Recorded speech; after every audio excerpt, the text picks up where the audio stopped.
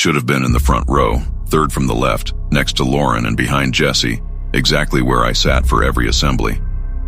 But in the class photo, there was an extra kid in the back row, a face I didn't remember seeing on picture day, or ever, really, until I looked closer and realized it was mine. The face in the photo stared straight at the camera, but my reflection in the mirror had never looked so still, so hollow, or so hungry. The day the yearbooks arrived, it was late May, the air sticky with anticipation and mimeograph ink, buzzing with chatter about summer and last assignments and who would sign whose yearbook first. I remember the slick, glossy weight of the book in my hands, the scent of new paper and cheap binding glue, the way my fingertips tingled as I found my homeroom page. For a moment, everything was normal. Then dread settled in, cold and heavy, at the base of my spine. I could feel my pulse in my throat as I traced the rows with my finger, counting heads, double-checking, counting again. There were 27 of us. There should have been 26. At first, I thought it was a joke, or maybe a printing error. Some kid cut out of another photo, pasted in as someone's idea of a prank. But the image was seamless. The extra student sat right in the middle of the back row, just behind Mr. Simmons, who squinted at the flash and never once looked up in class. The student's face was hidden at first, shadowed beneath the brim of a cap I'd never owned, but something about the angle of the jaw, the curve of the mouth, made my skin crawl. I showed it to Lauren, who gave a nervous laugh and insisted it must be a mistake. But when I pointed out where I was supposed to be sitting and the perfectly clear, smiling face in that spot, her smile faltered. She glanced from the photo to me and back again, rubbing her arms as if the room had turned suddenly cold. I spent the rest of the day asking classmates if they remembered anyone extra in our homeroom.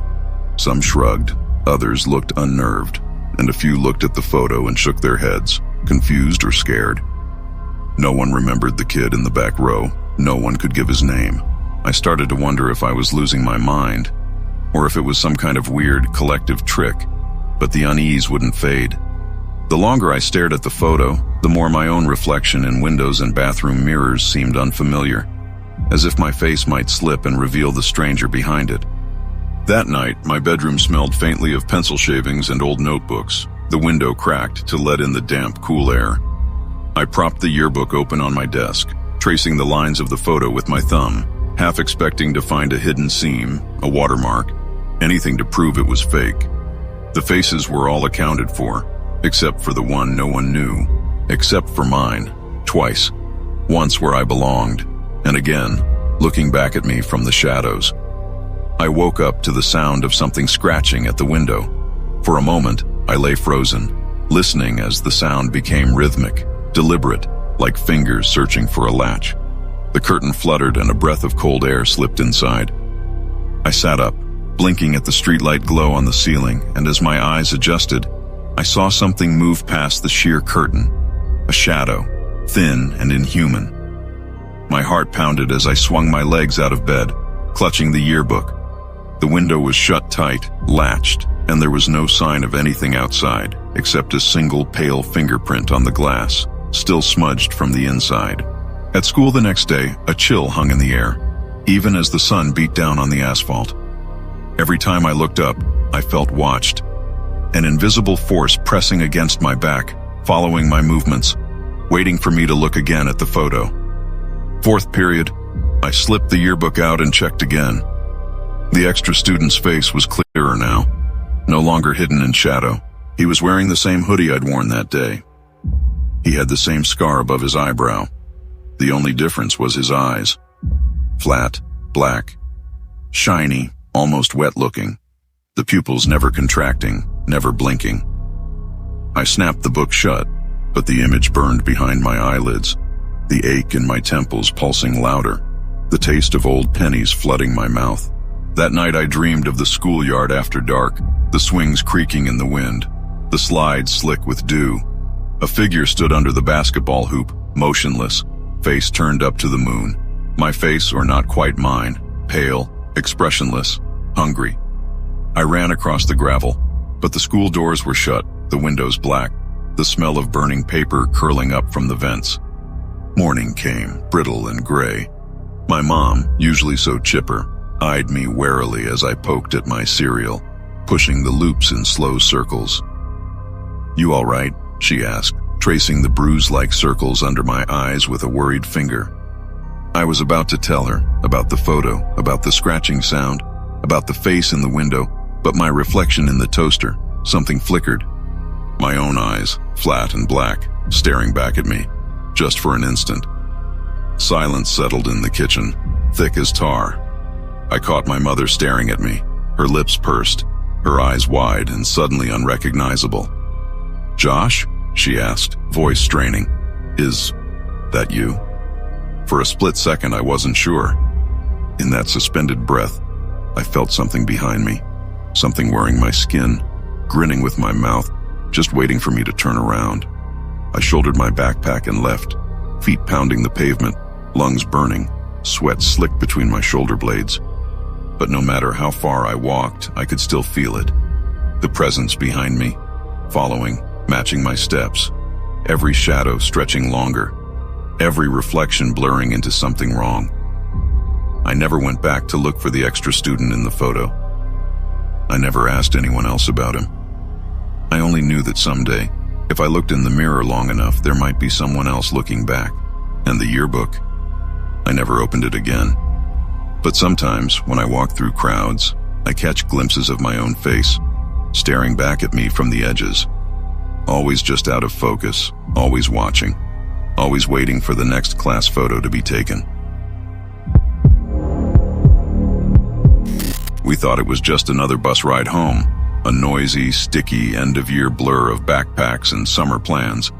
But 5 minutes in, the sky outside the windows blackened as if someone had poured ink across the glass, and I realized the air smelled wrong. Metallic, almost electric, like the scent just before lightning strikes. When I caught the driver's eyes in the overhead mirror, his reflection didn't blink, didn't shift, just stared, too wet and too round, as if something else was trying to wear his face. The last day of school should have been nothing but relief. The bus rattled with laughter, the seats warm from the sun and the bodies packed shoulder to shoulder. I remember the faded vinyl itching against my bare legs, the buzz of a dozen conversations, the way the trees and houses blurred past, familiar and comforting. I leaned against the window, half asleep, watching the world smear by, thinking about the summer stretching endlessly ahead. Then, everything changed. It started with the windows. One by one, they darkened, or maybe my eyes blurred, or maybe something outside was swallowing the light. The temperature inside the bus dropped so sharply my breath misted in front of my face. The laughter died down, replaced by confused murmurs and the steady hum of tires on asphalt. Only the road didn't sound right anymore.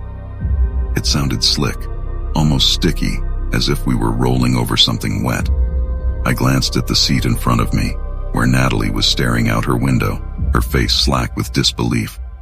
I followed her gaze and saw trees that weren't trees, just black skeletal fingers clawing at the sky, their branches bent at impossible angles.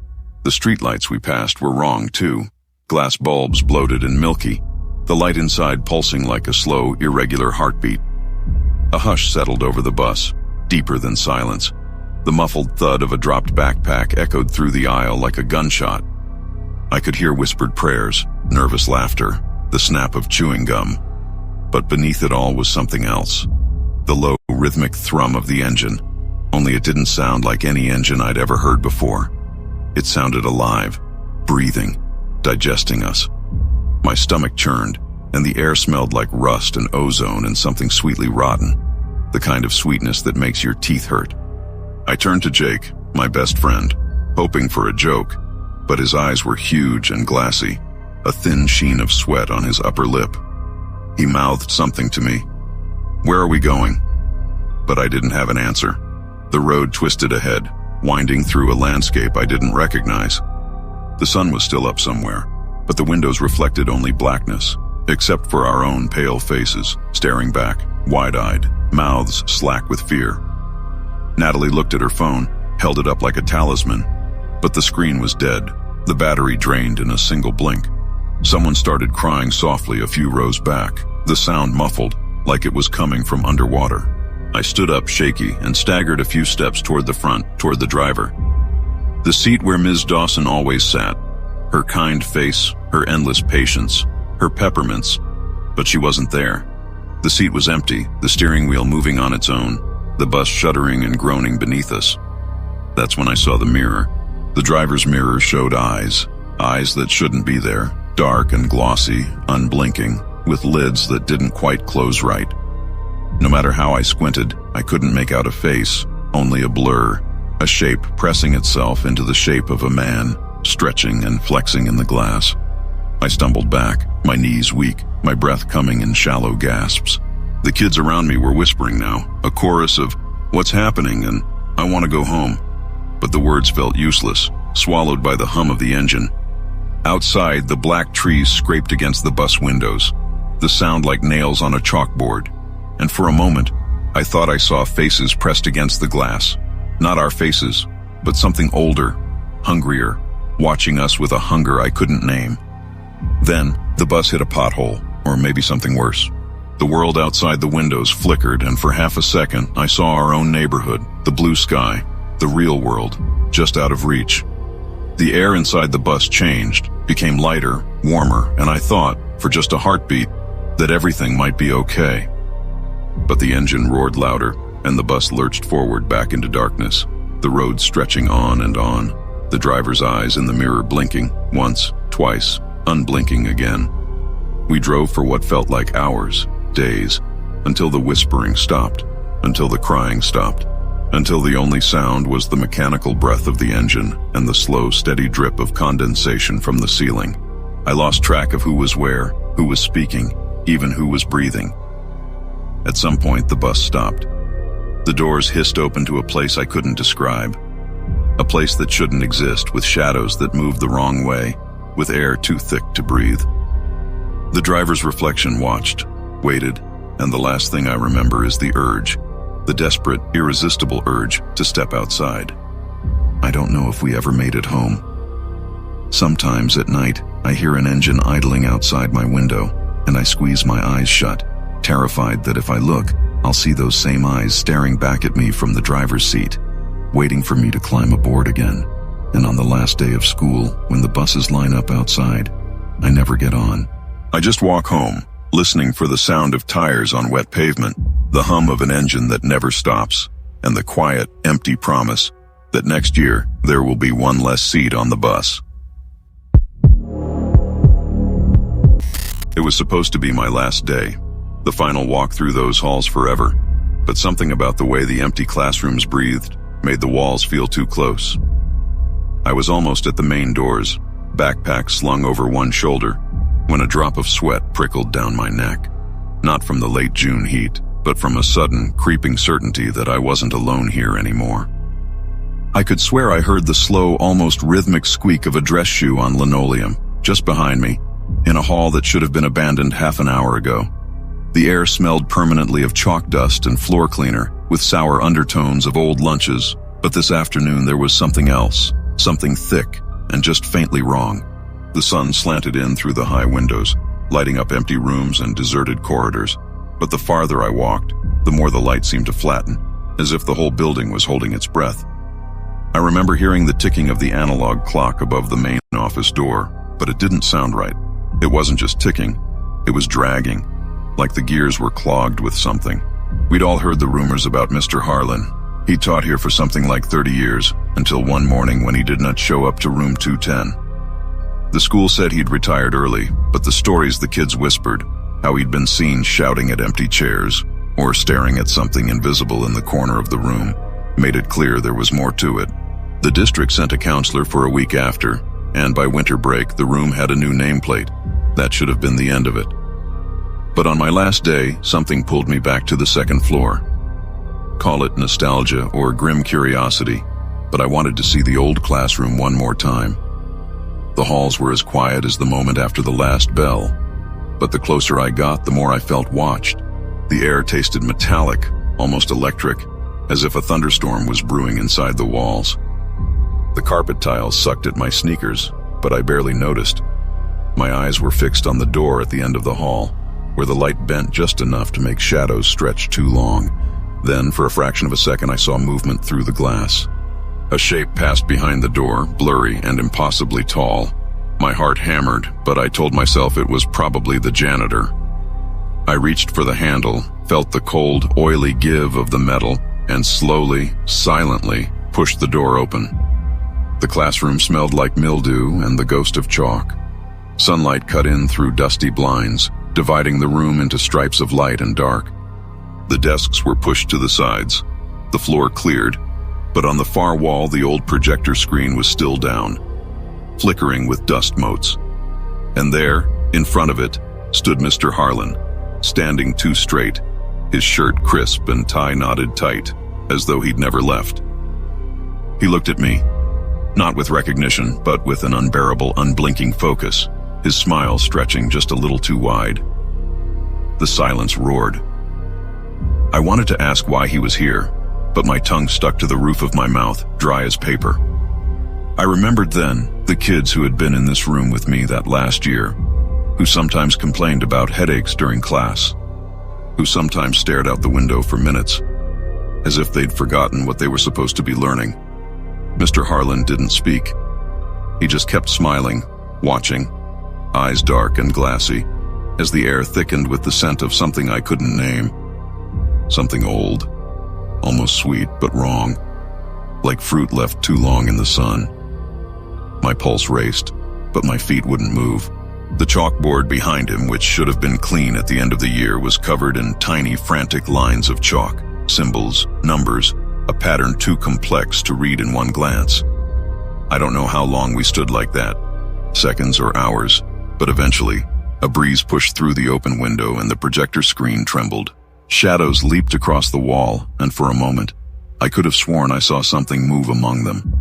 Something too fast to be just dust, too much like fingers reaching out from a place where they shouldn't be. I finally found my voice. "Mr. Harlan," I managed. His smile flickered as if he was remembering something buried deep. He raised a finger to his lips, shushing me, but also warning me.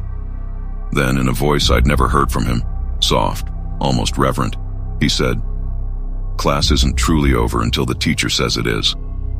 The words pooled in the dust at my feet. The room itself seemed to pulse, the shadows stretching taller, the air humming with static. I could feel something behind me now, pressing into the space between my shoulders, colder than the linoleum, colder than fear. Instinct told me to run, but Mr. Harlan's eyes held me, pleading, desperate, as if he was trapped too, in a classroom that wouldn't let him go. I backed away, each step slow, careful, until my heel hit the door frame.